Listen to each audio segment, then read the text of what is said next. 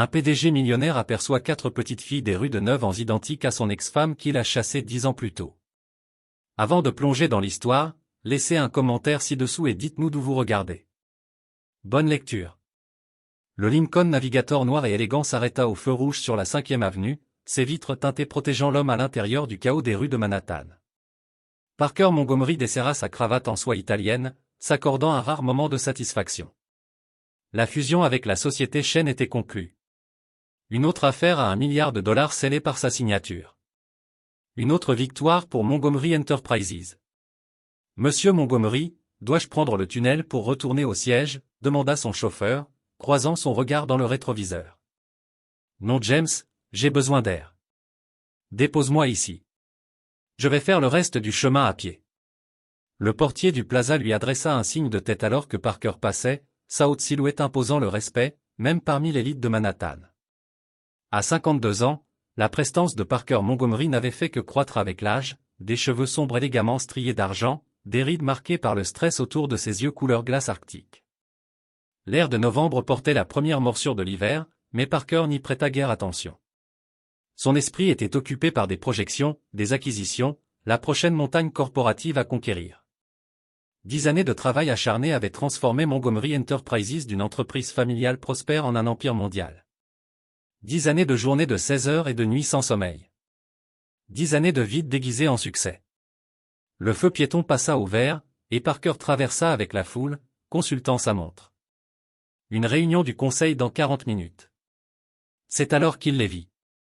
4 petites filles identiques, blotties ensemble à un coin de rue, arrangeant des bouquets faits main dans des seaux en plastique. Elles portaient des manteaux d'hiver dépareillés, visiblement de seconde main, et des gants sans doigts laissant entrevoir leurs petites mains rougies par le froid. Un panneau en carton appuyé contre un seau disait « Fleur de l'espoir $5 ». Parker aurait continué son chemin, les aurait ignorés comme tous les vendeurs de rue. Mais quelque chose chez elles attira son attention. La finesse de leurs mâchoires.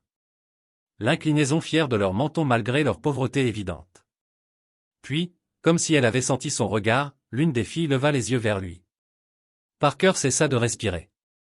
Le monde autour de lui, les klaxons, les passants bavards, le métro grondant sous ses pieds disparut dans un silence absolu. Ses yeux. Ses yeux. Les yeux de Victoria, qui le regardait depuis un visage de 9, peut-être 10 ans. Pas un seul visage. 4. Déquadruplé. La fillette qu'il avait remarquée murmura quelque chose à sa sœur. Bientôt, les 4 filles le fixèrent, toutes avec la même expression de curiosité. Leurs yeux, ses yeux. D'un bleu perçant qui ornait les visages Montgomery depuis des générations. Le téléphone de Parker sonna, le ramenant brutalement à la réalité. Il tâtonna, fit tomber sa mallette. Monsieur Montgomery, le conseil demande si vous allez être en retard, dit la voix lointaine de son assistante. Je vous rappelle, répondit-il en raccrochant sans détourner les yeux des filles. L'une d'elles, celle qu'il avait remarquée en premier, s'avança. Elle tendit un petit bouquet. Vous voulez acheter des fleurs, monsieur? C'est seulement $5. Sa voix brisa quelque chose en lui. La même cadence musicale que Victoria, mais plus haute, plus innocente. Qui es-tu? Murmura-t-il, la question lui échappant. La fillette parut confuse, retirant légèrement les fleurs. Je suis Emma. Voici mes sœurs Lily, Sophie et Zoé. On est les filles aux fleurs. Elle sourit, révélant une dent manquante. Tout le monde nous appelle comme ça. Emma. Parker répéta le nom, à la fois inconnu et étrangement significatif. Un klaxon retentit. La plus petite des filles, Zoé, pensa-t-il, tira la manche d'Emma. On doit y aller, dit Emma. Ruth va s'inquiéter. Avant que Parker ne puisse répondre, les filles emballèrent leurs seaux avec une dextérité familière, ramassant leurs bouquets invendus. En moins d'une minute, elles avaient disparu dans la foule, laissant Parker seul, sa mallette oubliée à ses pieds. 10 ans. 10 ans depuis qu'il avait jeté Victoria dehors. 10 ans depuis qu'elle lui avait juré en larmes que la grossesse était miraculeuse, mais bien réelle. 10 ans. 10 ans depuis qu'il avait refusé de croire ce que les médecins lui avaient dit être impossible. Que lui, Parker Montgomery, diagnostiqué stérile depuis l'université, puisse avoir un enfant, encore moins 4 filles identiques avec le visage de Victoria et les yeux des Montgomery. Parker ramassa sa mallette d'une main tremblante, son monde basculant sur son axe. La réunion du conseil. La fusion avec Shanka. L'empire qu'il avait bâti. Soudain, plus rien n'avait d'importance. Il devait savoir. Il devait les retrouver. L'horloge grand-père du Pantouse de Parker sonna minuit, son écho résonnant dans l'espace vide. Il se tenait devant les fenêtres du sol au plafond, le skyline étincelant de Manhattan s'étalant devant lui. Un verre de scotch intact à la main, l'esprit fixé sur ce moment au coin de la rue. 4 visages identiques. 4 paires d'yeux bleus Montgomery. C'est impossible, murmura-t-il à son reflet. Et pourtant, il ne parvenait pas à chasser cette ressemblance. Parker posa son verre et se rendit à son bureau. Dans le tiroir du bas, il sortit une boîte en cuir qu'il n'avait pas ouverte depuis des années. À l'intérieur, des fragments de sa vie avec Victoria. Des photos. Des cartes. De petits souvenirs de leurs 5 années de mariage. La photo de leur mariage le fixait. Victoria, rayonnante en blanc, ses cheveux châtains tombant en cascade sur ses épaules, ses yeux verts brillants de joie. À ses côtés, un jeune Parker souriait, sincèrement heureux, un sourire que son visage avait oublié. Il se souvenait de leur dernière nuit ensemble, avec une clarté douloureuse.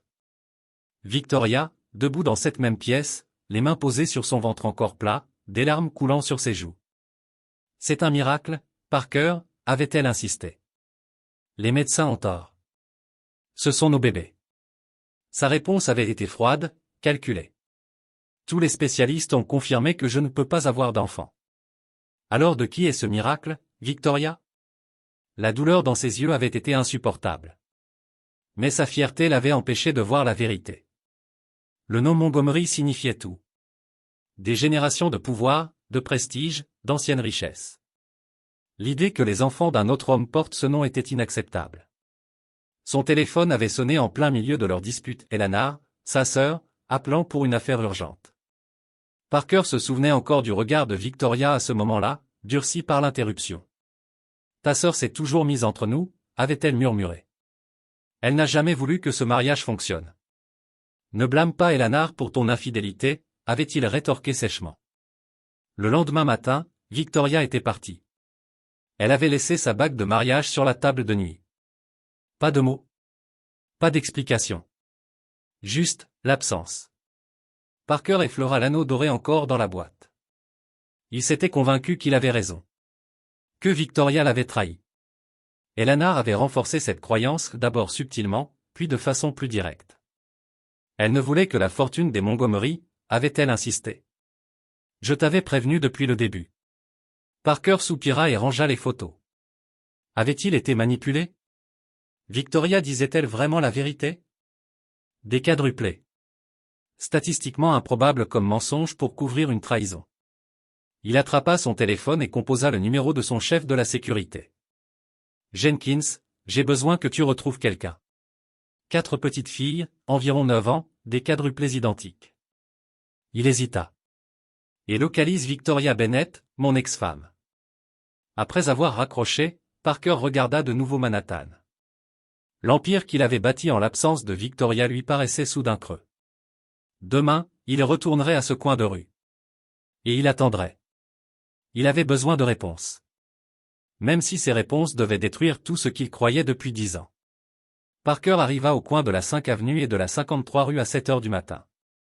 Le souvenir de la veille hantait encore ses pensées. Il avait troqué son costume sur mesure habituel pour un jean, un pull simple et une casquette. Un déguisement qui lui semblait étranger. Le coin était vide. Pas de seau de fleurs. Pas de petite fille aux yeux perçants. Il attendit 3 heures, ignorant les appels de son bureau. À midi, la déception s'était installée dans ses os. Peut-être que c'était une anomalie. Peut-être que les filles vendaient ailleurs, ou seulement le week-end. Juste au moment où il s'apprêtait à partir, un mouvement attira son attention. De l'autre côté de la rue, se faufilant dans la foule, 4 petites silhouettes en manteau dépareillé. Un soulagement l'envahit. Suivi immédiatement par l'anxiété. Les filles installèrent leur petit stand de fortune avec une efficacité bien rodée, arrangeant des bouquets modestes d'œillets et de marguerites. Parker les observait derrière un journal, notant comment celle qu'on appelait Emma dirigeait ses sœurs avec une autorité douce mais assurée. Un homme d'affaires pressé passa en coup de vent, renversant accidentellement un de leurs seaux. L'eau se répandit sur le trottoir, détrempant plusieurs bouquets. L'homme ne s'arrêta même pas. L'instinct de Parker fut d'intervenir.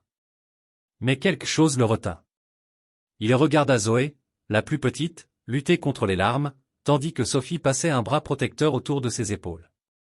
Lily et Emma, quant à elles, récupéraient silencieusement les fleurs encore intactes. Leur résilience était frappante. Aucune crise. Aucune plainte. Juste une détermination silencieuse et résolue. La détermination de Victoria. Lorsque la circulation piétonne ralentit vers 14 heures, les filles emballèrent leurs fleurs restantes. C'était sa chance. Parker les suivit à distance, restant assez près pour ne pas perdre de vue leurs bonnets colorés. Elles le menèrent loin des tours brillantes de Manhattan, à travers des quartiers de plus en plus modestes. Arrivées à Chelsea, elles s'arrêtèrent devant un petit deli. À travers la vitre, Parker vit Emma compter soigneusement des billets froissés avant d'acheter un seul sandwich, qu'elles divisèrent en 4 parts égales. Le spectacle lui tordit le cœur. Ses filles. Si elles étaient vraiment ses filles. Partageant un sandwich? Alors que lui dînait dans des restaurants étoilés. Leur chemin continua jusqu'à un quartier délabré du Lower East Side, où elles s'arrêtèrent devant un bâtiment usé, aux panneaux effacés. Hope Harbor, refuge pour femmes et enfants. Parker resta figé de l'autre côté de la rue, observant les filles disparaître à l'intérieur. Le refuge semblait propre, mais clairement sous-financé, peinture écaillée, vitres fissurées réparées avec du ruban adhésif, barres de sécurité rouillées. Victoria, dans un refuge pour sans-abri. L'idée lui paraissait inconcevable. Elle venait d'une famille respectable. Pas riche comme les Montgomery, mais confortable. Comment avait-elle pu tomber si bas? Une femme aux cheveux gris apparut à la porte, accueillant les filles avec des câlins chaleureux. Elles lui remirent quelque chose, de l'argent, réalisa Parker, probablement les revenus de leur vente. Le visage de la femme se plissa de fierté. Puis elles disparurent toutes à l'intérieur. Le téléphone de Parker vibra. Jenkins. Monsieur, j'ai des informations préliminaires sur Victoria Bennett.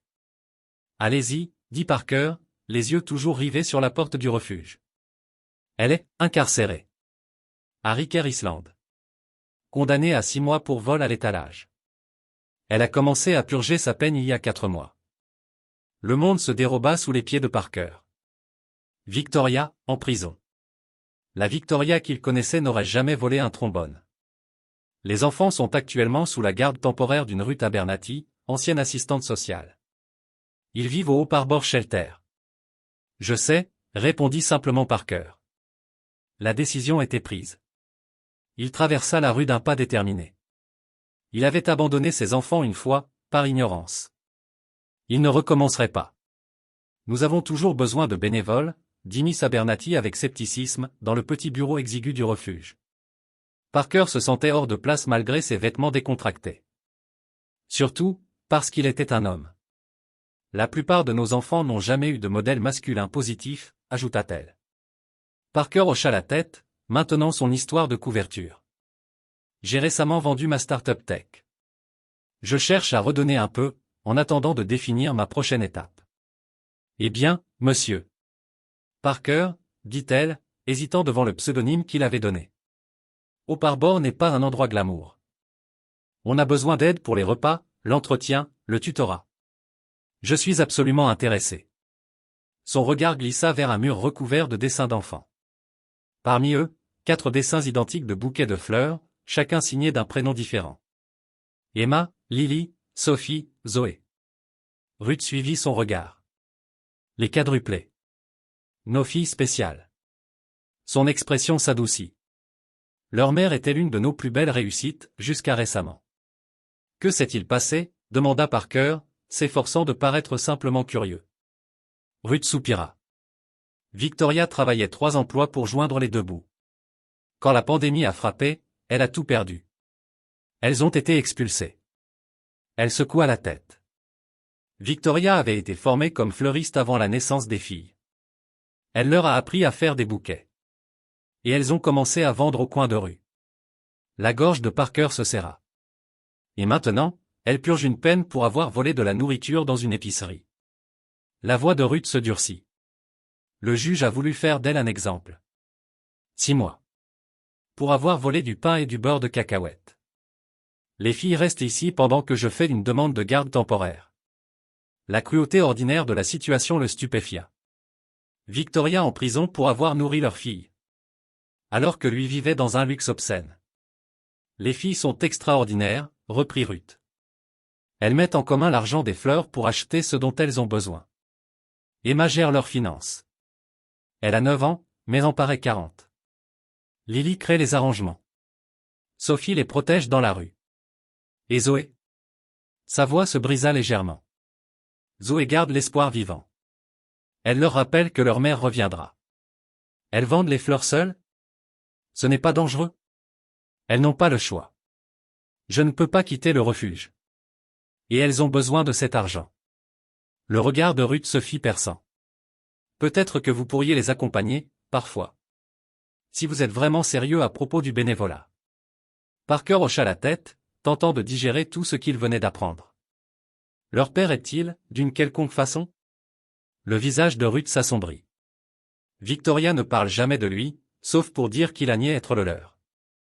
Un homme riche qui n'a jamais pu accepter que son diagnostic médical ait pu être erroné. Elle étudia attentivement le visage de Parker. Les filles ont ses yeux, pourtant. Ce bleu, si distinctif.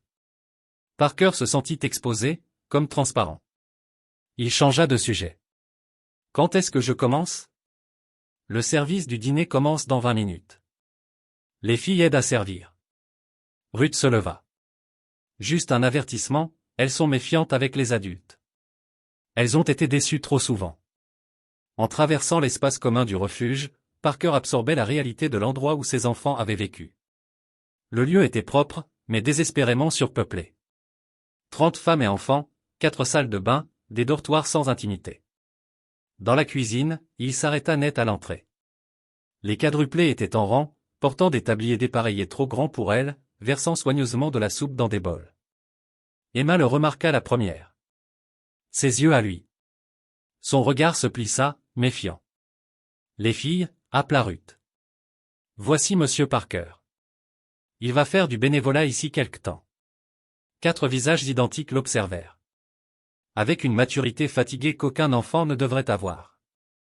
Ce n'étaient pas des enfants insouciants. C'étaient des survivantes, endurcies par la nécessité. Parker sourit, luttant contre l'émotion qui le submergeait. Bonjour, dit-il simplement. Je suis content de pouvoir aider. Tu t'y connais en fleurs? Demanda soudain Lily. Parker secoua la tête. Pas vraiment. Mais j'aimerais apprendre. Sophie, la protectrice, fit un pas devant ses sœurs. Alors tu peux porter les seaux lourds demain, Monsieur Parker. Tu le fais mal, soupira Lily. Ses petites mains ajustèrent les tiges d'ailier qu'il avait placées dans le seau. Elles doivent respirer, comme ça. 3 semaines après le début de son bénévolat, Parker se retrouva assis en tailleur sur le sol du refuge, entouré de fleurs et de 4 petites filles devenues de plus en plus familières. Ce qui avait commencé comme une mission pour confirmer leur identité s'était transformé en quelque chose de bien plus profond. Désolé, dit-il, sincèrement contrit. Je ne savais pas que les fleurs avaient des règles. Tout a des règles, répondit Emma d'un ton neutre, en comptant les billets de la veille. Il suffit d'apprendre. Parker regardait ses petits doigts trier les billets froissés, séparant les $1 des $5 avec une précision d'experte. Aucun enfant de 9 ans ne devrait connaître autant la gestion d'argent. Il manque $7, murmura-t-elle en recomptant. Il nous faut au moins 40 pour le compte de cantine de maman. La mention désinvolte de l'emprisonnement de Victoria le bouleversait encore. Il avait appris que les filles lui rendaient visite chaque semaine, Ruth les accompagnant dans le périlleux trajet jusqu'à Riker Island. Peut-être que les ventes seront meilleures aujourd'hui, suggéra-t-il. C'est samedi, dit doucement Zoé, la plus silencieuse des 4. Elle toucha sa manche avec précaution. Tu viendras vraiment toute la journée, aujourd'hui? Son espoir fragile le transperça. Toute la journée, promit-il. Je porterai tout ce que vous voudrez. Ruth observait la scène depuis l'embrasure de la porte, son regard méfiant doucement attendri. Les filles finissaient le petit déjeuner dans 10 minutes. Pendant qu'elles rangeaient leurs affaires, Parker s'approcha de Ruth. Comment peuvent-elles être aussi différentes les unes des autres? Demanda-t-il doucement. Je pensais que les quadruplés identiques se ressemblaient aussi en personnalité. Ruth sourit. Physiquement, oui. Mais leur personnalité était distincte dès la naissance. C'est ce que dit Victoria. Son expression devint pensive. Elle les a nommés avec soin. Emma, pour la force. Sophia, pour la sagesse. Lily, pour la beauté. Et Zoé, pour la vie. Parker encaissa l'information. Victoria avait donné à leur fille des prénoms porteurs de sens, pendant que lui ignorait jusqu'à leur existence. Victoria s'est déchirée au travail, poursuivit Ruth. Des triples shifts à l'hôpital comme réceptionniste, des cours du soir en design. Elle mettait toujours quelque chose de côté pour leur éducation. Elle secoua la tête. Jusqu'au Covid. Plus de travail, plus d'appartement, plus d'économie. Et aucun soutien, ajouta Parker, le goût de l'autocritique amère dans la bouche. Ruth l'observa attentivement. On dirait que vous êtes très investi dans leur histoire. Les enfants dans le besoin devraient tous nous concerner, éluda-t-il. Plus tard, à leur coin habituel, Parker faisait le guet pendant que les filles disposaient leurs modestes bouquets. Le commerce était constant, leur enthousiasme sincère et leur visage identique les rendaient impossibles à ignorer. Parker observa. Emma gérait les transactions. Sophie scrutait les environs. Lily confectionnait des arrangements sur place. Et Zoé captivait les clients avec son sourire timide. Pendant un moment de calme, Sophie s'approcha, toujours sur ses gardes. « Pourquoi tu nous regardes comme ça ?» demanda-t-elle. Parker sursauta. « Comme quoi ?»« Comme si tu essayais de mémoriser nos visages, » dit-elle, les mains sur les hanches dans un geste de défi miniature. Avant qu'il puisse répondre, une femme fit tomber son bouquet, éparpillant les fleurs. Parker s'agenouilla pour l'aider. Quand il releva les yeux, Sophie le fixait avec intensité. « Tes yeux, » dit-elle lentement. « Ils sont les mêmes que les nôtres. » Parker se figea, le cœur battant. Zoé s'approcha à son tour. « Comme les photos du mari de maman, » murmura-t-elle. « Celles qu'elle garde dans sa boîte spéciale. » Emma les rejoignit, les yeux plissés. « Qui es-tu vraiment, monsieur Parker ?» Le moment qu'il redoutait, arrivait plus tôt que prévu. 4 paires d'yeux bleus, ses yeux, le fixaient, exigeant une vérité qu'il n'était pas prêt à leur donner. « Je suis juste quelqu'un qui veut vous aider, » répondit-il, conscient du vide de ses mots. Lily, complétant leur cercle, le scruta avec une perception d'artiste. « Tu as l'air triste, quand tu crois qu'on ne te regarde pas. » Parfois, il l'admit. « Quand je pense à tout ce que vous avez traversé. » Les filles échangèrent un regard, une conversation silencieuse propre aux enfants multiples. « Maman est triste aussi, » dit doucement Zoé. « Mais elle fait semblant de ne pas l'être, pour nous. » La poitrine de Parker se serra. « Elle a l'air très courageuse. »« La plus courageuse, » confirma Emma. Puis, à sa surprise, elle lui tendit une petite marguerite. « Celle-ci est gratuite, parce que tu es gentil avec nous. » Parker accepta la simple fleur, comprenant qu'elle valait bien plus que son apparence modeste. C'était le premier et fragile germe de confiance. 6 semaines avaient transformé Parker Montgomery bien plus que n'importe quelle réunion du conseil. L'homme qui jugeait autrefois le succès selon les profits trimestriels mesurait désormais sa valeur à travers les sourires des quadruplés. Ses chaussures italiennes avaient cédé la place à des bottes pratiques. Son emploi du temps n'était plus rythmé par des acquisitions, mais par les ventes de fleurs et les heures de repas au refuge. Monsieur Montgomery, les investisseurs de Tokyo ont appelé 3 fois, dit la voix de son assistante dans son oreillette, pendant qu'il aidait les filles à charger leurs seaux dans la vieille station wagon de Ruth. Dites-leur que je les rappellerai demain, répondit Parker, coinçant un dernier seau dans le coffre. Monsieur, c'est le 4e, demain, ce mois-ci. Le conseil commence à s'inquiéter de votre absence. Parker regarda Emma ajuster l'écharpe de Zoé avec un soin maternel. Il y a des choses plus importantes, dit Anne. Gérez-les. Il raccrocha avant qu'elle ne puisse répondre, se tournant pour trouver Ruth qui l'observait de son regard perçant. Votre entreprise doit être très compréhensive, dit-elle. Vous laissant autant de temps pour du bénévolat. Parker garda son histoire de couverture. Les avantages d'être son propre patron. Ruth hocha la tête, pas totalement convaincue. Les filles se sont attachées à vous, surtout Zoé. C'était vrai. La plus petite des quadruplés avait commencé à venir vers lui, lui montrant ses trésors. Une bille bleue assortie à leurs yeux. Une fleur séchée du dernier passage de Victoria. Un livre de contes usés avec des annotations écrites de la main de leur mère. Ce sont des enfants extraordinaires, dit Parker, la voix épaissie par l'émotion. Oui, répondit Ruth. Malgré tout. Victoria les avait élevés avec amour et force. La simple mention de son nom fit naître en Parker une culpabilité familière. Par des questions posées avec précaution, il avait appris davantage sur sa descente aux enfers. Comment elle avait maintenu un modeste appartement, jusqu'à ce que la pandémie lui fasse perdre tous ses emplois en même temps. Comment elle avait étiré ses économies jusqu'au dernier centime. Et comment elle avait fini par prendre des mesures désespérées face à 4 enfants affamés. De retour dans son Penthouse, ce soir-là, Parker relisait le dossier que son enquêteur avait compilé sur l'affaire de Victoria. Le vol avait été mineur, de la nourriture d'une valeur inférieure à $70. Pourtant, le juge avait prononcé la peine maximale, invoquant la nécessité de dissuader des comportements similaires en temps de crise. Le sang de Parker ne fit qu'un tour.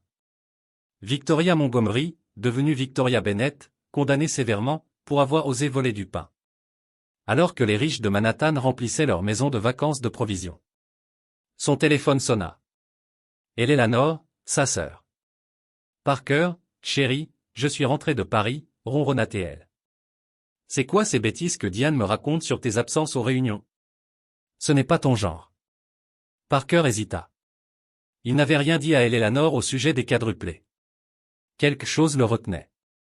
Peut-être le souvenir de son hostilité envers Victoria. Ou sa satisfaction visible quand le mariage avait échoué. Juste besoin de recul, répondit-il prudemment. La fusion avec Shen m'a épuisé. Eh bien, secoue-toi, répliqua Eleanor avec vivacité. Le groupe Nakamura est prêt à être racheté. J'ai organisé un dîner avec leur CFO demain soir. Parker pensa aussitôt à sa promesse aux filles. Les accompagner à un programme artistique du centre communautaire. Je ne peux pas demain, dit-il simplement. La voix de sa sœur se fit plus tranchante. Parker, qu'est-ce qui se passe avec toi? Je t'expliquerai bientôt, dit-il, refusant d'en dire plus. Bonne nuit, Eleanor. Après avoir raccroché, Parker se tourna vers son ordinateur et tapa une recherche qu'il avait longtemps évitée. Test ADN de paternité, procédure. Les résultats apparurent immédiatement, froids et cliniques. Un simple frottis buccal pouvait confirmer ce que son cœur savait déjà. Mais obtenir des échantillons impliquerait des explications qu'il n'était pas prêt à donner. Sur sa table à manger, reposaient des plans d'architecture pour la rénovation de Hope Harbor. Un projet de fondation caritative qu'il avait lancé anonymement. À côté, un dossier contenant la stratégie légale que son équipe élaborait pour contester la peine de Victoria. Parker contempla son reflet dans la fenêtre sombre. L'homme qu'il voyait n'avait plus rien à voir avec le PDG impitoyable d'il y a 2 mois. Ses yeux étaient plus doux, ses priorités complètement bouleversées. Il prit la dernière création des filles. Un bouquet qu'elle avait insisté à emporter chez lui. Il trônait maintenant dans un vase élégant, incongru face à l'humilité des marguerites. Parker toucha un pétale délicat, ému par la façon dont ces 4 petites vies avaient percé la forteresse autour de son cœur. Défaisant 10 ans d'indifférence soigneusement construite.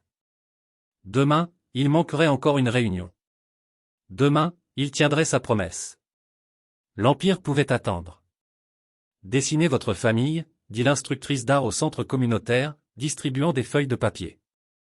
Parker, assis dans un coin, regardait les quadruplés échanger des regards, puis saisir leurs crayons. Tandis que les autres enfants dessinaient des familles classiques, des bonshommes, des maisons, des chiens. Il vit que les filles travaillaient avec une concentration inhabituelle. Emma, toujours pratique, dessinait des figures nettes avec des étiquettes. Lily ajoutait des détails élaborés sur les vêtements et les cheveux. Sophie dessinait des cercles protecteurs autour de ses proches. Et Zoé ajoutait des fleurs fantaisistes qui poussaient un peu partout. Lorsque l'instructrice demanda des volontaires pour expliquer leurs dessins, Zoé, contre toute attente, leva la main. Voici notre famille, dit-elle en montrant 5 silhouettes féminines. Moi, mes sœurs, et notre maman. Elle n'est pas ici pour le moment, mais elle fait toujours partie de notre famille. L'absence du père dans leur portrait. L'espace vide mais intentionnel. Frappa Parker physiquement, comme un coup au ventre. Il n'avait jamais envisagé que son refus ait pu façonner leur conception de la famille.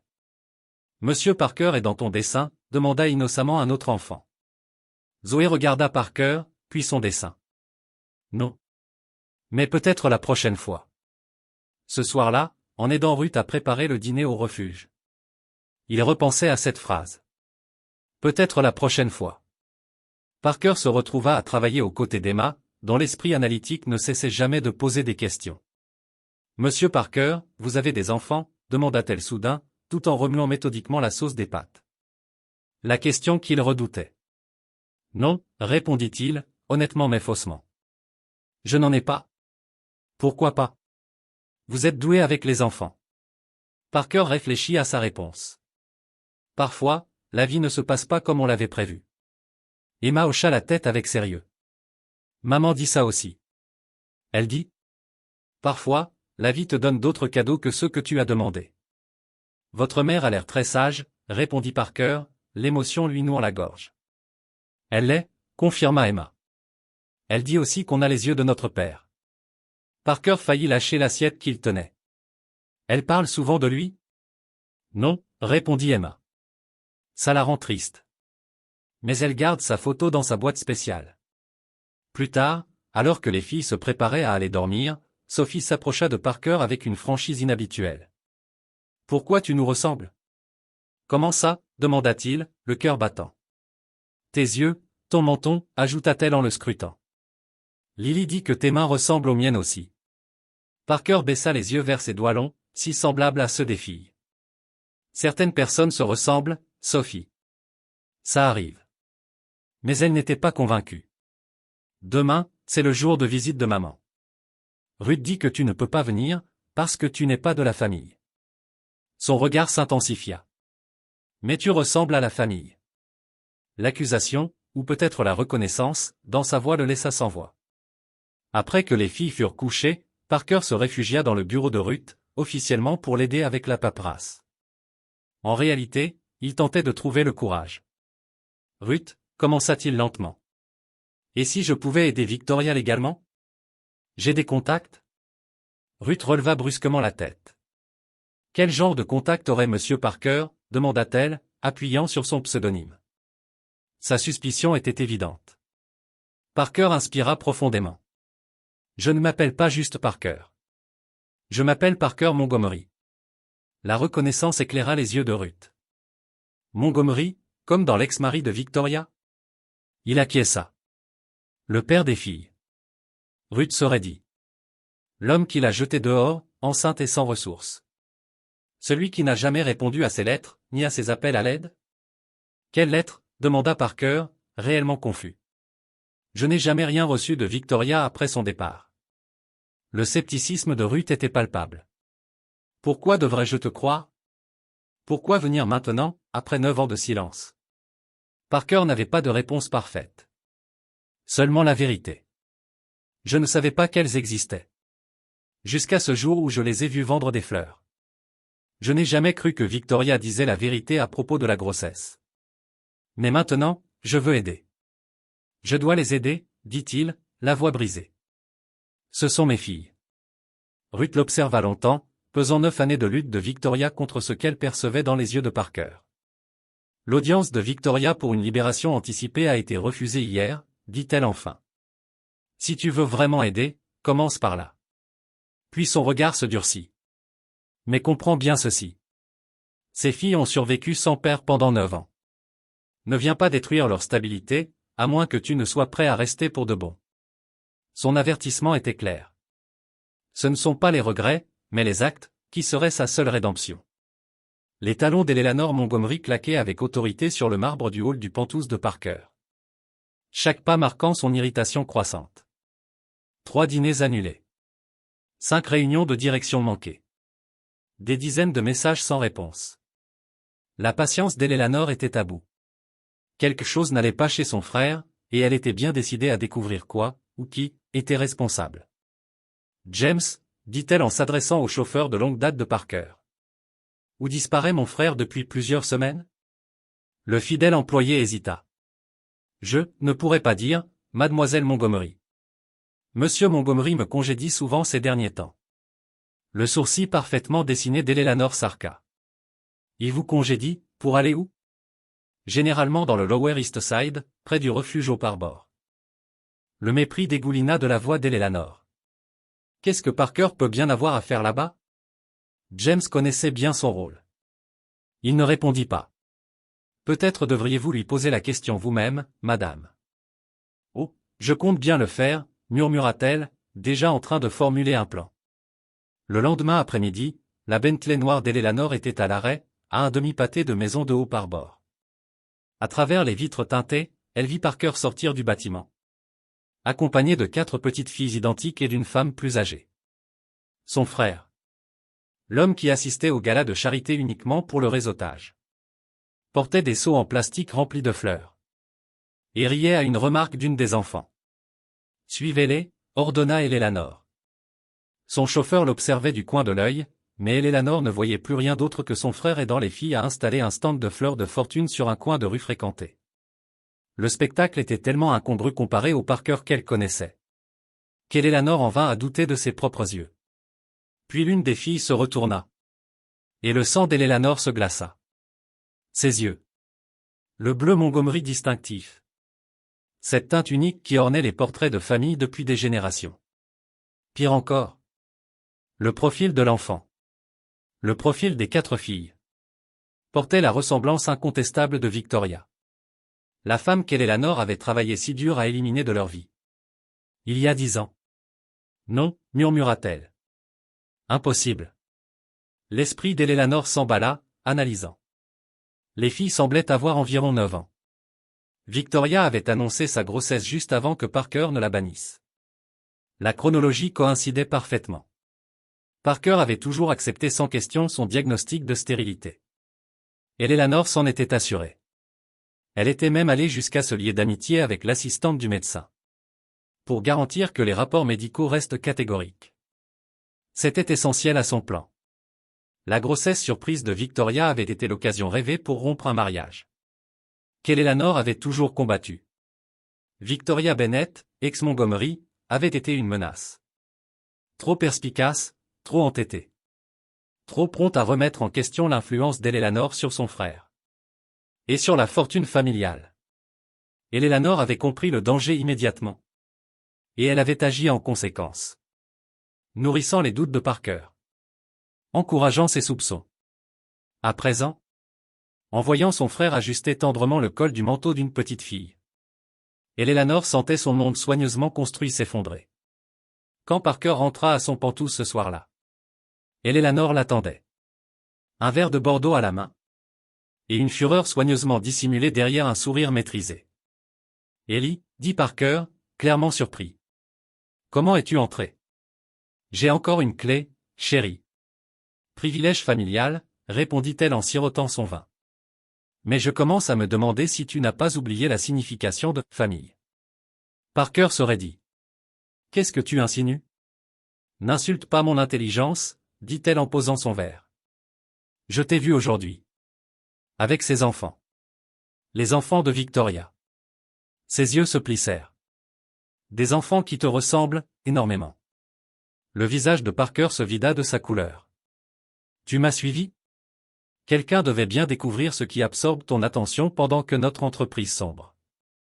Elle s'approcha. C'est pour elle que tu as négligé tout ce que tu as construit? Un éveil paternel, mal placé? Ce sont mes filles, Ellie. La voix de Parker était calme, mais ferme. Déquadruplée. Victoria disait la vérité. Et tu crois ça? Ricana Eleanor. Après tout ce temps, tu retombes dans ces manipulations? Je les ai vues. Je leur ai parlé. Elles ont mes yeux, mes expressions. Même sans connaître Victoria, la ressemblance est indéniable. Eleanor tenta de garder contenance. Même si, par miracle, ces enfants sont les tiennes, ce que je doute encore, pourquoi t'impliquer maintenant? Victoria a fait son choix quand elle est partie. Quand je l'ai chassée, rectifia Parker. Enceinte et seule. Sur la base d'un diagnostic médical faux, que tu as manipulé. Et maintenant, j'apprends qu'elle est en prison pour avoir volé de la nourriture, pour nourrir nos enfants. En prison? Ce fut une nouvelle pour Eleanor, mais elle masqua vite sa surprise. Comme c'est pratique. Le scénario parfait pour éveiller la sympathie. La souffrance de Victoria n'est pas un jeu, répliqua Parker, son expression s'assombrissant. Elle purge 6 mois pour un vol mineur. Et nos filles vivent dans un refuge. Et naturellement, tu te précipites à la rescousse, lança Eleanor, incapable de masquer le mépris dans sa voix.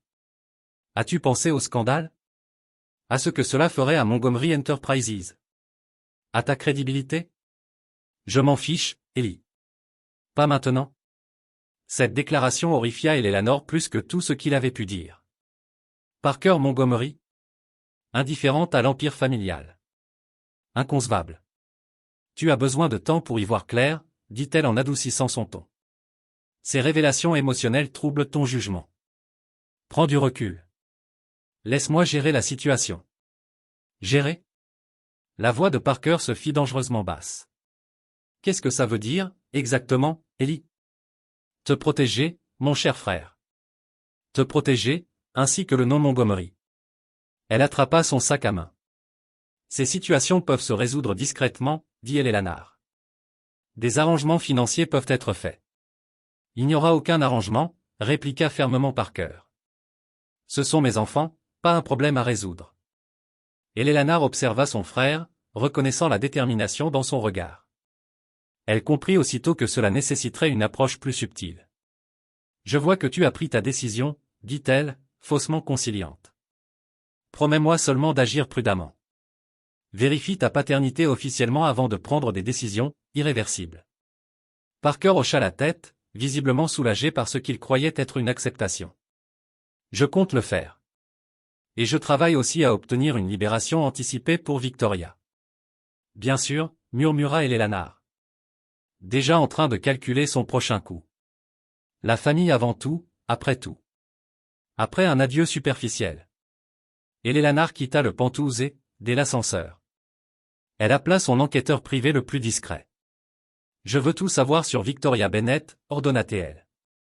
Concentrez-vous sur ses communications en prison, sa situation financière, toute preuve qu'elle chercherait à exploiter un ex-mari fortuné. Et faites vite. Nous avons très peu de temps. Eleanor Montgomery avait éliminé Victoria une première fois. Elle le referait, plus définitivement cette fois. Quoi qu'il en coûte. Les bureaux impeccables de Hemsworth et Associates occupaient le 47 étage d'une tour élégante à Manhattan. Un monde aux antipodes de la peinture écaillée et des meubles donnés de haut par bord. Parker était assis en face d'Alexandra Hemsworth. L'une des avocates les plus redoutables de New York. Qui parcourait le dossier de Victoria. Franchement, monsieur Montgomery, cette condamnation est anormalement sévère pour une première infraction, dit Alexandra en retirant ses lunettes. 6 mois pour avoir volé des produits de première nécessité? La plupart des cas similaires se soldent par des travaux d'intérêt général. Pouvez-vous obtenir sa libération anticipée? Demanda Parker, se penchant en avant. Alexandra tapota son stylo, pensive. Le juge en charge, Philip Crawford, est connu pour être particulièrement dur avec ceux qu'il appelle les opportunistes de la pandémie. Mais même selon ses standards, c'est excessif. Que insinuez-vous? Demanda Parker, inquiet. Quelque chose cloche. Cela semble ciblé. Elle feuilleta à nouveau les documents. Votre ex-femme avait-elle des antécédents avec ce juge? Parker secoua la tête. Pas à ma connaissance. Et le rejet de sa récente demande de libération anticipée est tout aussi inhabituel. Comportement exemplaire, aucun antécédent judiciaire, enfant à charge. Les yeux d'Alexandra se plissèrent. Quelqu'un voulait qu'elle purge chaque jour de sa peine. L'implication plana lourdement dans l'air. L'esprit de Parker alla immédiatement vers Eleanor. Mais il écarta l'idée. Sa sœur pouvait être manipulatrice. Mais interférer avec la justice? Même pour elle, cela semblait trop extrême. Explorez toutes les pistes, dit Parker fermement. L'argent n'est pas un problème. Alexandra acquiesça. Je mobiliserai mon équipe jour et nuit. Mais en parallèle, je vous conseille de formaliser votre lien avec les enfants. Si nous obtenons la libération de Victoria, la question de la garde se posera forcément. Parker avait évité cette étape. Sachant que cela changerait tout de manière irréversible. J'aurai besoin d'un test de paternité. Je peux organiser un test discret dans un laboratoire privé, proposa Alexandra. Mais il vous faudra le consentement soit de Victoria, soit de leur tutrice actuelle. Parker pensa à Ruth. Et à son attitude protectrice envers les filles. Je m'occuperai de cette partie moi-même. Plus tard cet après-midi-là, Parker se retrouva dans le bureau du docteur Lawrence Whitman. Le spécialiste de la fertilité qu'il avait diagnostiqué stérile il y a plus de 10 ans. Monsieur Montgomery, dit le médecin, nerveux. Mon assistante m'a dit que c'était urgent. J'ai besoin de comprendre quelque chose, docteur. Parker resta debout, dominant l'espace. Il y a 10 ans, vous m'avez dit que je ne pourrais jamais avoir d'enfant. Vous étiez catégorique. Whitman se tortilla sur sa chaise. La médecine n'est pas toujours exacte. 4 enfants, docteur. Des quadruplés identiques. Expliquez-moi comment votre médecine inexacte a pu louper cette possibilité. Le visage du médecin devint livide. Des quadruplés. C'est hautement improbable avec votre condition. Pas improbable, coupa Parker. Vous aviez dit impossible. Il se pencha en avant, implacable. Je veux voir mon dossier médical complet. Chaque test. Chaque résultat. Je devrais consulter nos archives, balbutia le médecin. Maintenant, docteur. Ou ma prochaine visite sera avec mes avocats. 20 minutes plus tard. Parker fixait les rapports originaux du laboratoire. Les comparant au résumé qu'on lui avait fourni des années auparavant. La différence était subtile, mais indéniable. Sa condition indiquait une fertilité sévèrement réduite. Et non la stérilité absolue que Whitman avait prononcée. Pourquoi cette fausse représentation, demanda Parker. Whitman essuya la sueur de son front. Votre sœur, mademoiselle Elena Montgomery, expliqua-t-il, avait demandé une consultation concernant vos résultats. Elle a suggéré qu'un diagnostic plus définitif serait plus gentil, moins ambigu. Une froide réalisation envahit Parker. Ma sœur vous a demandé de changer mon diagnostic? Pas explicitement, recula Whitman. Elle a simplement exprimé son inquiétude de vous donner de faux espoirs. Elle a dit que vous et votre femme traversiez des difficultés. Et que cette incertitude serait cruelle. Parker contrôla sa colère grandissante. Et vous avez modifié votre avis médical en fonction des préoccupations de ma sœur? J'ai simplement mis l'accent sur le résultat le plus probable, insista Whitman faiblement. La probabilité de conception était effectivement extrêmement faible.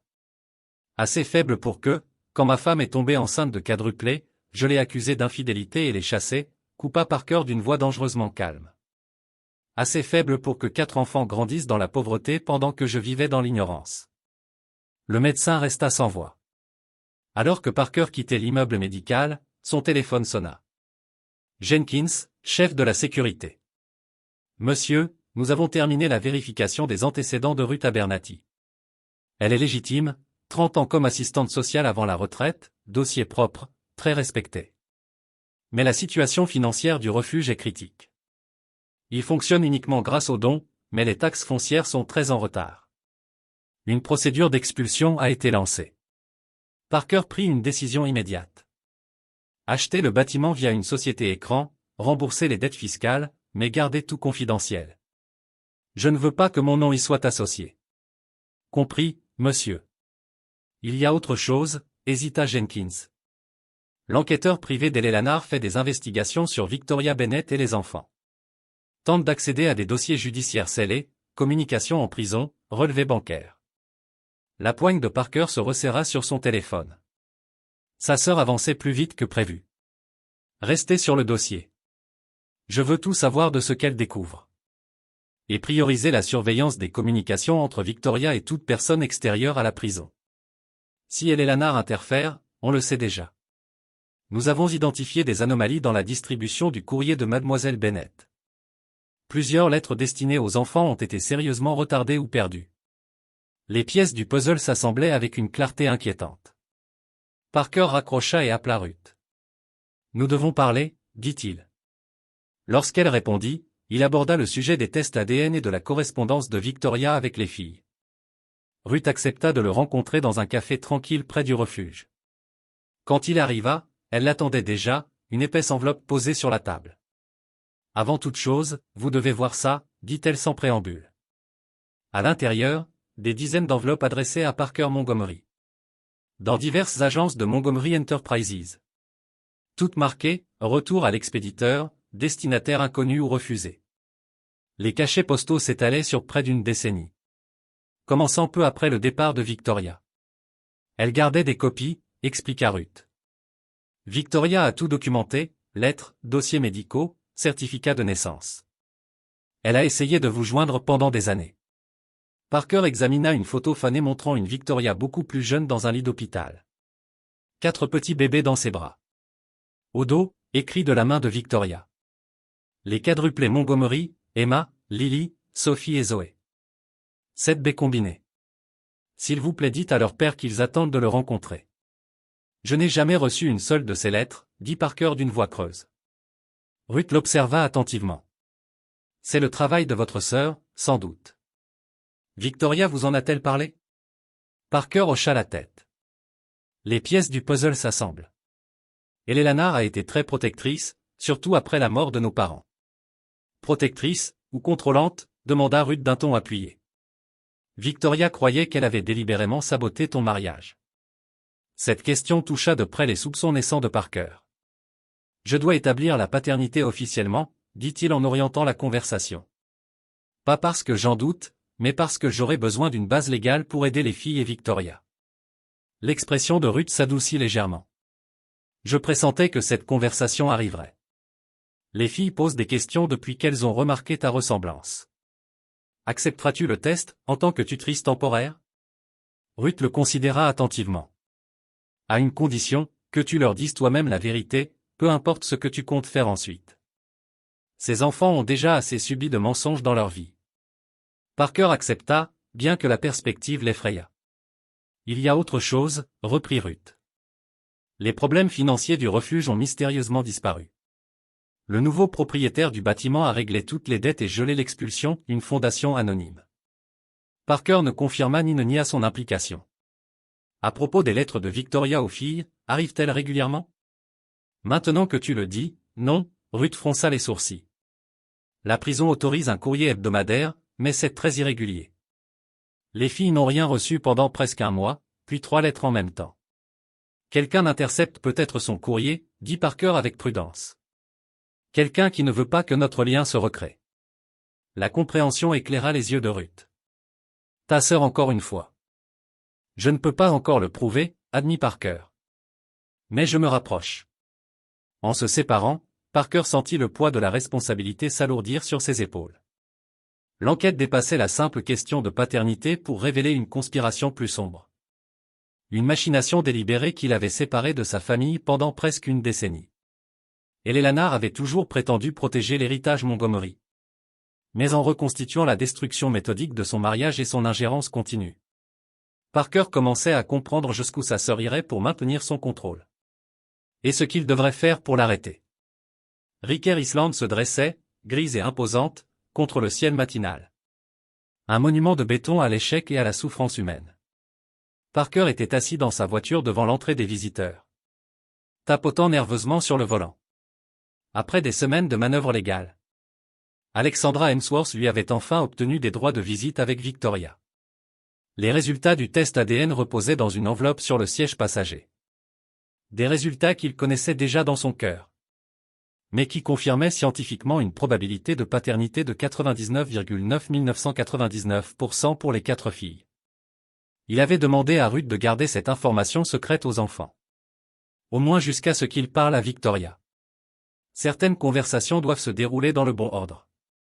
Parker vérifia son reflet dans le rétroviseur, à peine reconnaissable. Ces 2 derniers mois l'avaient transformé physiquement et émotionnellement. Le stress et les révélations avaient creusé de nouvelles rides autour de ses yeux. Et son apparence corporative parfaite avait laissé place à quelque chose de plus authentique, moins maîtrisé. Tu peux le faire, se dit-il. Même si le tremblement dans sa voix trahissait son incertitude. Le processus d'entrée en prison était déshumanisant par conception. Remise des effets personnels, passage au détecteur de métaux, fouille. Le tout sous le regard las et méprisant des gardiens. Parker subit cela mécaniquement. L'esprit fixé sur la confrontation imminente. La salle de visite était séparée par une épaisse vitre en plexiglas. La communication se faisait via des téléphones de chaque côté. D'autres visiteurs étaient regroupés dans des cabines similaires. Mères avec jeunes enfants, parents âgés, époux fatigués. Tous maintenant des liens à travers des barrières institutionnelles. Parker prit la place qui lui était assignée. Le cœur battant si fort qu'il était sûr que le gardien pouvait l'entendre. 5 minutes passèrent avant qu'une porte s'ouvre de l'autre côté. Victoria entra, et le souffle de Parker se coupa. 10 ans l'avaient changé. Mais d'une certaine façon, pas diminué. Plus mince, oui, la nourriture de prison et le stress avaient creusé ses joues.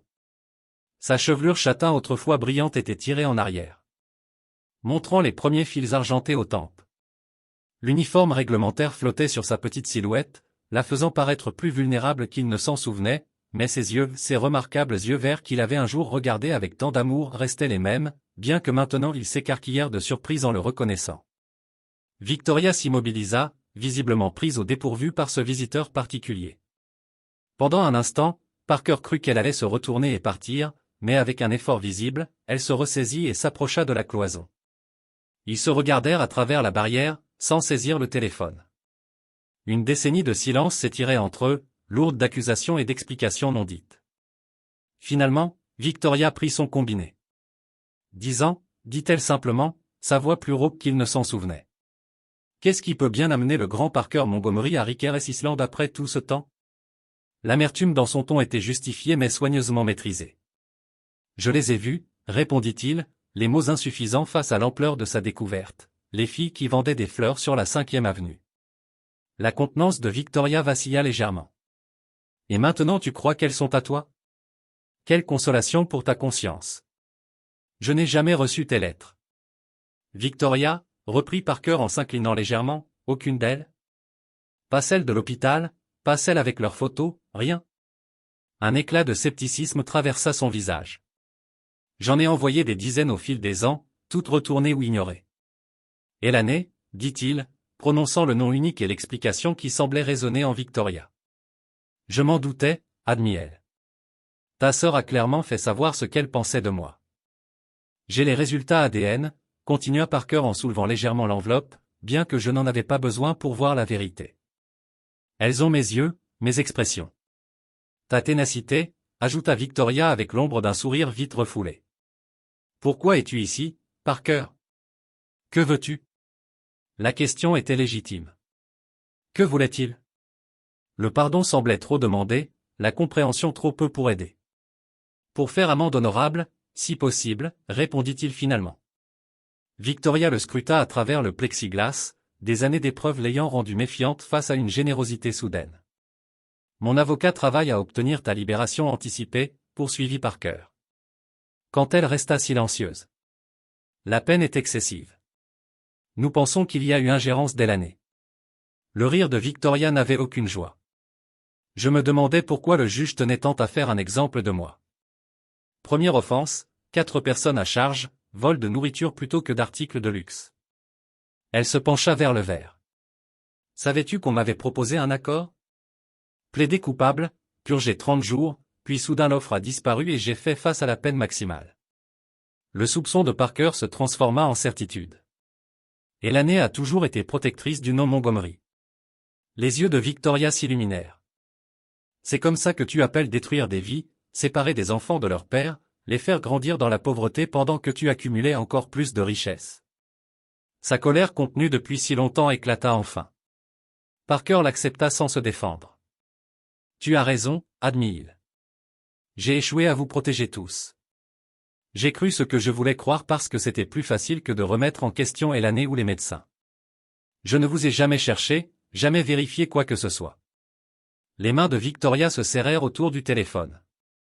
As-tu la moindre idée de ce que ces années ont été? Travailler 3 emplois, être très enceinte, accoucher seule, élever 4 enfants sans soutien, les voir se passer de choses que d'autres enfants tiennent pour acquises. Chaque question frappait Parker comme un coup physique. Non, admit-il. Je n'imagine pas. On gérait, continua Victoria, la voix se brisant légèrement, pas en prospérant, mais en survivant. Puis le confinement est arrivé et tout s'est effondré, plus de travail, plus de filets de sécurité, les économies que j'avais mises de côté ont disparu en quelques mois. Parker pensa à sa propre expérience de la pandémie, gênée mais fondamentalement intacte, sa richesse l'ayant protégé des ravages économiques que d'autres ont subis. Ruth m'a raconté une partie, dit-il doucement. Les filles ont été remarquables malgré tout. À la mention de ses filles, l'expression de Victoria s'adoucit. Ce sont le meilleur de moi, dit-elle. J'ai essayé de leur offrir stabilité, valeur, amour, même quand tout le reste était incertain. Elle parle constamment de vous, Parker lui répondit. De votre force, de votre sacrifice.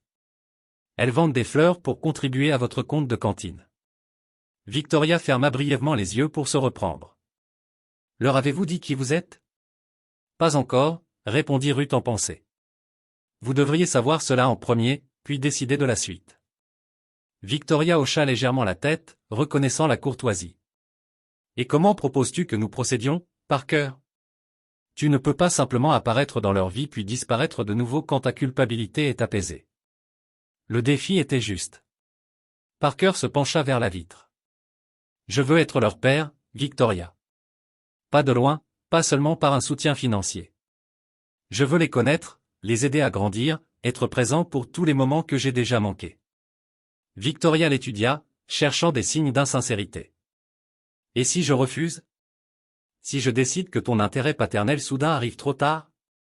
La question le terrifia, mais Parker répondit honnêtement. Alors je respecterai ta décision, continuerai à fournir un soutien financier anonymement, et j'espère qu'un jour tu pourrais reconsidérer. Sa réponse sembla la surprendre. Le Parker qu'elle avait connu aurait utilisé sa richesse et son influence pour obtenir ce qu'il voulait, sans tenir compte des souhaits des autres. Tu as changé, observa-t-elle. Elles m'ont changé, répondit Parker simplement. Les voir, apprendre à les connaître, même sans qu'elles sachent qui je suis, a tout transformé. Victoria resta silencieuse un long moment. Et l'année n'acceptera pas cela facilement, dit-elle enfin. Elle a passé une décennie à s'assurer que je reste invisible. Je gère l'année, lui assura Parker, bien que la confrontation approchât. Les filles ont des questions sur leur père, admit Victoria. Des questions auxquelles j'ai répondu aussi honnêtement que possible sans leur donner de faux espoirs. Que leur as-tu dit? Que je ne croyais pas qu'elles étaient à toi, que tu réussissais mais étais distant, quels ont tes yeux? Son regard croisa le sien directement. Je ne t'ai jamais diabolisé, Parker. Leur image du père n'est pas celle d'un abandon, mais celle d'une absence. Il y avait une différence. La distinction comptait, car elle laissait place à la rédemption, à une relation. Merci pour ça, dit Parker, la voix épaissie par l'émotion. Elle mérite mieux que ce que nous leur avons donné. Le gardien annonça, 5 minutes restantes. Victoria se redressa, la décision apparemment prise. Si tu es sincère à l'idée d'être dans leur vie pour de bon, pas juste pour calmer ta conscience, alors oui, tu peux leur dire. Mais Parker, sa voix se durcit, si tu leur fais du mal, si tu promets des choses que tu ne tiens pas, il n'y aura pas de troisième chance. Compris, dit Parker, un mélange de soulagement et de terreur. Compris, répéta Victoria. Je vais te faire sortir d'ici bientôt. Alors qu'il se préparait à terminer la visite, Victoria ajouta une dernière pensée. Méfie-toi d'Elelane.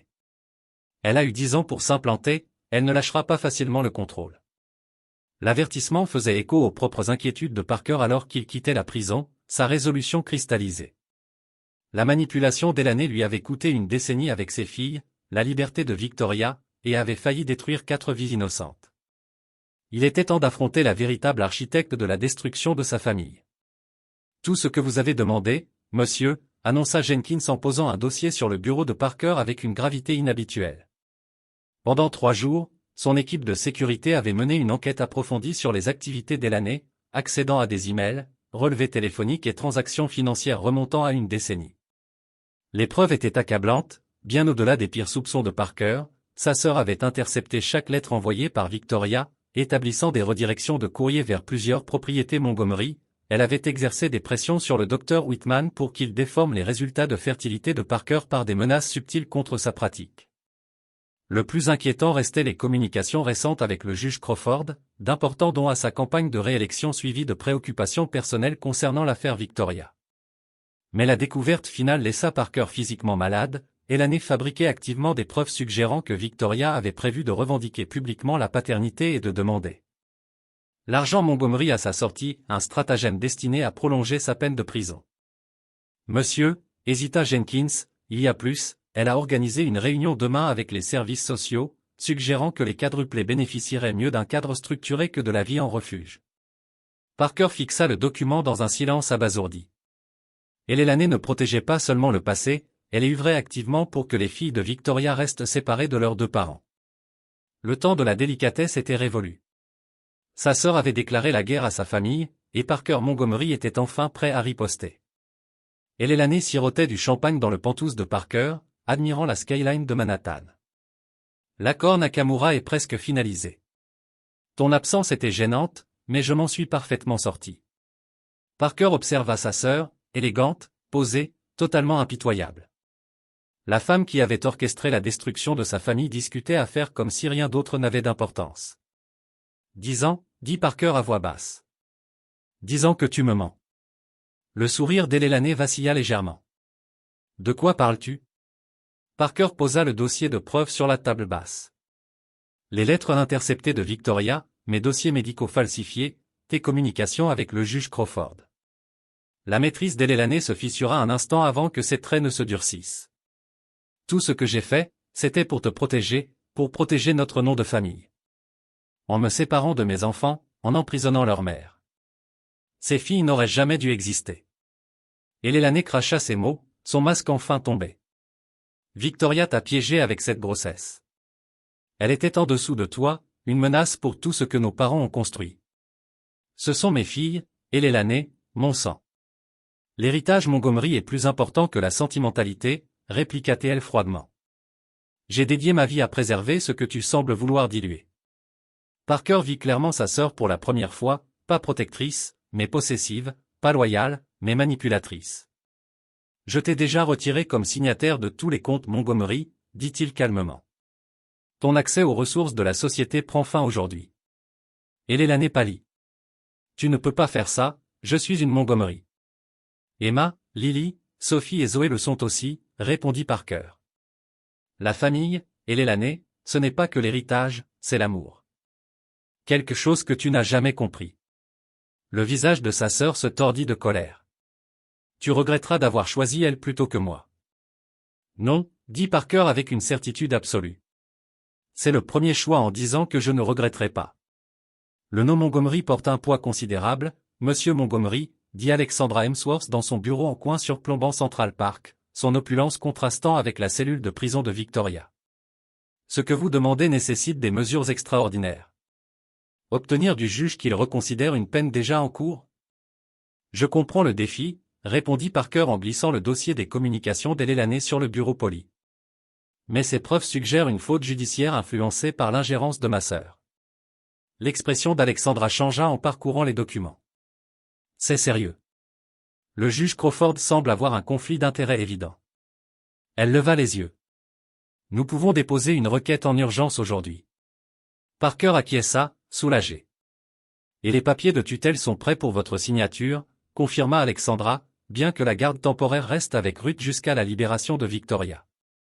De retour à Hope Harbor ce soir-là, Parker rassembla les quadruplés dans le bureau de Ruth, le cœur battant. Comment dire à 4 fillettes de 9 ans que vous êtes le père qui a été absent toute leur vie? Les filles, commença-t-il doucement, je n'ai pas été complètement honnête sur qui je suis. 4 paires d'yeux bleus identiques le regardaient avec des expressions différentes, suspicion d'Emma, protectivité de Sophie, curiosité de Lily, espoir de Zoé. Mon nom complet est Parker Montgomery, dit-il en avalant difficilement. Je suis votre père. Le silence tomba, finalement brisé par le ton accusateur de Sophie. C'est toi qui ne croyais pas que nous étions à toi. Oui, admit Parker. J'ai fait une terrible erreur. Maman a dit, intervint Lily, tu as des immeubles à ton nom. Vraiment grand, ajouta-t-elle. Elle nous l'a dit. Nous avons tes yeux, ajouta Zoé doucement. Emma, analytique comme toujours, posa la question cruciale. Pourquoi nous avoir cherché seulement maintenant? Parker croisa leur regard directement. Parce que vous voir, c'était comme retrouver une part de moi-même que je ne savais pas manquer, et j'aimerais avoir une chance d'être votre père, si vous me le permettez. Victoria Bennett se tenait devant les portes de la prison, clignant des yeux sous le soleil vif du printemps. Après 5 mois d'incarcération, la liberté semblait surréaliste, écrasante. Alexandra Hemsworth se tenait à ses côtés, expliquant le miracle juridique qui avait obtenu sa libération anticipée, mais Victoria entendait à peine ses paroles, son attention fixée sur les 4 petites silhouettes qui couraient vers elle. « Maman !» Les quadruplés atteignirent Victoria en même temps, formant un enchevêtrement de bras et d'étreintes en larmes. Victoria s'agenouilla, rassemblant ses 4 filles près d'elle, inspirant leur parfum familier, se rassurant qu'elles étaient bien réelles. « Mes magnifiques filles !» murmura-t-elle en caressant leur visage. « Vous m'avez tellement manqué. » Ce n'est qu'en se relevant que Victoria remarqua Parker, en retrait, l'incertitude marquant ses traits. Leurs regards se croisèrent au-dessus des têtes des enfants, une décennie de douleurs, de malentendus et de nouveaux commencements condensés en un seul regard. « Nous avons une surprise, » annonça Emma, rompant la tension. « On n'a plus besoin de retourner à Hope Harbor, papa nous a trouvé un appartement. » Le mot « papa », prononcé si naturellement par sa fille, toucha profondément Victoria. En seulement 3 semaines, Parker s'était fait une place dans leur vie. Plus tard, alors que les filles exploraient leur nouveau foyer temporaire, modeste selon les standards Montgomery mais luxueux comparé à la vie en refuge, Parker s'approcha prudemment de Victoria. « Je voulais que tu sois indépendante, » expliqua-t-il. « L'acte de propriété est à ton nom. » Victoria observa l'homme devant elle, humble face aux circonstances, transformé par la paternité, mais toujours indéniablement Parker.